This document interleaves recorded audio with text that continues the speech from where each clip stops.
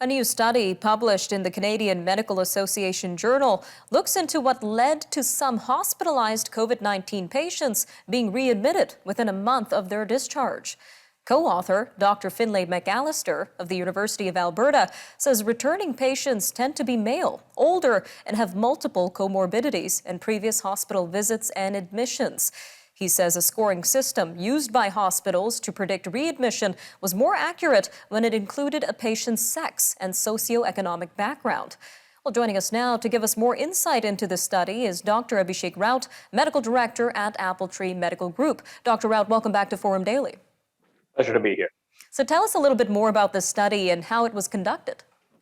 Right. So before this study, really, we didn't have too much information on the number of readmissions after a COVID-19 hospitalization. It wasn't also known how we could compare these readmissions from hospital to hospital or even region to region in Canada.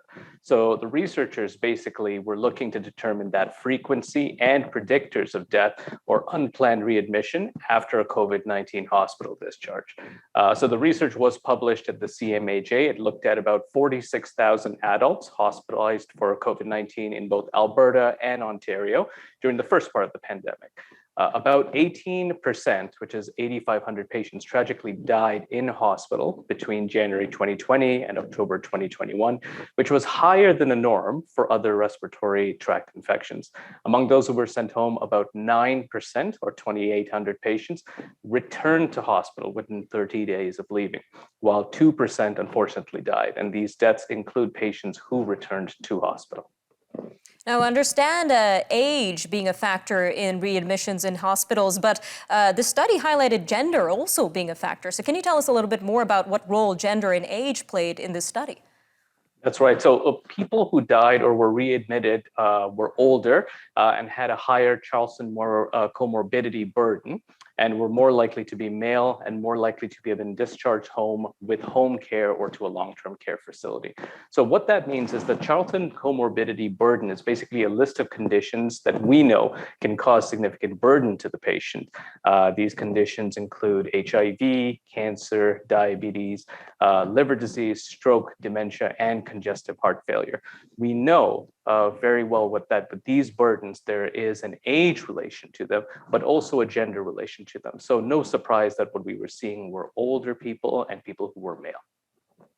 And the study also highlighted socioeconomic factors that also contributed to a patient's likeliness of readmission from COVID. So can you tell us a little bit more about these socioeconomic factors as well? Right. So it comes back to this message we're seeing over and over with COVID, that socioeconomic factors seems to be much more important for COVID than other medical conditions, in fact. So when we look at studies like this, we look at socioeconomic status. In Alberta, they call it the Pampelon Deprivation Index. In Ontario, it's the Marginalization Index. And basically looking at these factors, we look at things like postal codes, neighborhoods, and things like that, that really can shape socioeconomic factors. And in these studies, it shows exactly the same thing, that these patients with certain postal codes or certain socioeconomic status certainly predict worse outcomes with COVID-19. Now, there are some unknown factors in this study, as you mentioned earlier in this interview, but this research was conducted in Alberta and Ontario. So what does this say about readmission rates for the rest of Canada?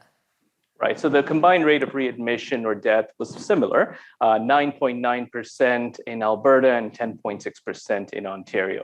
So there's this question of whether patients were maybe discharged too soon or was care different at all. And what those numbers show us is that there's no real association between length of stay, hospital readmission rates, and areas. So it looks like clinicians were really identifying the right patients to send home, regardless of the region. And all in all, both Alberta and Ontario were similar. So we can broadly assume that we're likely to see similar numbers across Canada. A bit of a generalization, but yes, probably a decent estimation. All right, Dr. Raut, about 45 seconds left here, but we also know vaccinations played a huge role in reducing hospital rates. So can you tell us a little bit more about how the study mentioned vaccinations? Yes, it did provide some important insight on the power of vaccines. Of all the patients admitted with COVID-19 in both provinces, 91% in Alberta and 95% in Ontario were unvaccinated. So going back to the efficacy of Moderna and Pfizer in keeping people out of hospital. Dr. Raut, always great having you on Forum Daily. We'll see you again next week. Thanks so much for having me. Stay with us. Coming up after the break, we'll be taking a moment to reflect on the impacts of the residential school system in Canada amid the anniversary of what is referred to by some as the Kamloops 215. We'll be speaking with Mr. Bruce Allen from the Indian Residential School Survivors Society to discuss intergenerational effects from the residential school system. Stay with us.